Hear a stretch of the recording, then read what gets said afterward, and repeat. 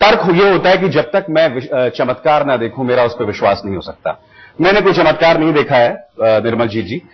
मैं आपसे जानना चाहता हूं, क्योंकि मिथक मैंने कहीं पढ़ा है कि चमत्कार आप तब तक नहीं कर सकते जब तक आपकी छठी इंद्रिय और कुंडलिनी जो है वो सक्रिय ना हुई हो। आपके केस में कब हुआ था? देखिए, सबसे पहले तो हम ये कहना चाहेंगे, आज तक भी हमने कभी इसको चमत्कार का नाम नहीं दिया है। और हर कोई, लाखों लोग जानते हैं कि जब चमत्कार वर्ड भी आता है तो किसी चैनल में भी आए तो हमने उसको हटवा दिया। उस कृपा को हम चमत्कार नहीं कहते हैं, वो उस प्रभु की कृपा है और वो कृपा ही है जिसको लोग चमत्कार समझते हैं। नहीं, मगर आप अपने आप को जरिया तो मानते हैं। उस चमत्कार के जरिए लोगों का इतना भला होता है, वो जरिया तो आप खुद को मानते हैं। ये एक सच्चाई है। और जो लोगों ने देखा, क्योंकि टीवी पर हम सिर्फ 6 साल हुए होंगे, लेकिन दरबार 15 सालों से चल रहा है। और ये एक ऐसी चीज हुई है जो देख के लोगों को अचंभा होता है कि ये कैसे हो गया, इतने लोग कैसे हमारे साथ जुड़ गए। अगर ये कोई पाखंड था, अगर कोई फरेब था, अगर कोई झूठ था, तो वो लाखों और करोड़ों लोगों को नहीं झुटलाया जा सकता है। और जो हैं ऐसे अंधविश्वास वाले लोग नहीं हैं। अगर सही मायने में पूछिए तो हमें जाना जाता है उस अंधविश्वास को तोड़ने के लिए।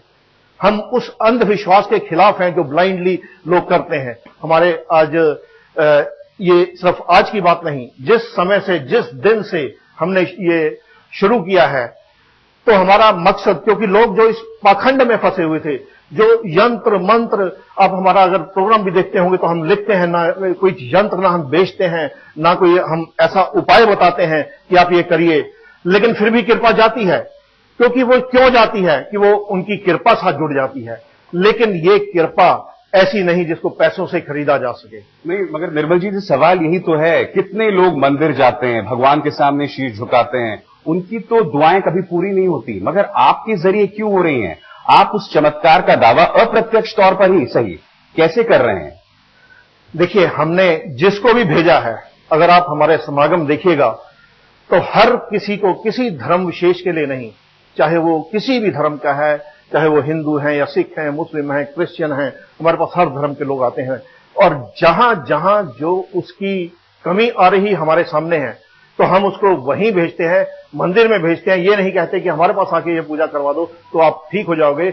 और वो शक्ति हम उनके पास भेजते हैं और उनकी कृपा होती है और वो हमारे पास भेजते हैं। ये चीज जो लोग समझते हैं, मंदिर जाते हैं, अब आप ही हमें बताइए कि कौन सा ऐसा इंसान है जो मंदिर में या मस्जिद में या गुरुद्वारे में या कहीं नहीं जाता, लेकिन वहां क्या होता है उसको इस चीज का पता नहीं। अगर यहां पर क्यों निकल के आता है, यहां आप देखिएगा तो माता के जाके आया, वहां उन्होंने कुछ अगर कमी की, चुन्नी नहीं चढ़ाई या गुल्लक में नहीं डाला, तो यहां क्यों पकड़ा जाता है, क्यों वो कन्वे होता है? वही तो बताइए क्यों? क्योंकि उस शक्ति की कृपा यहां पर है। ये पर क्यों है उस शक्ति की कृपा?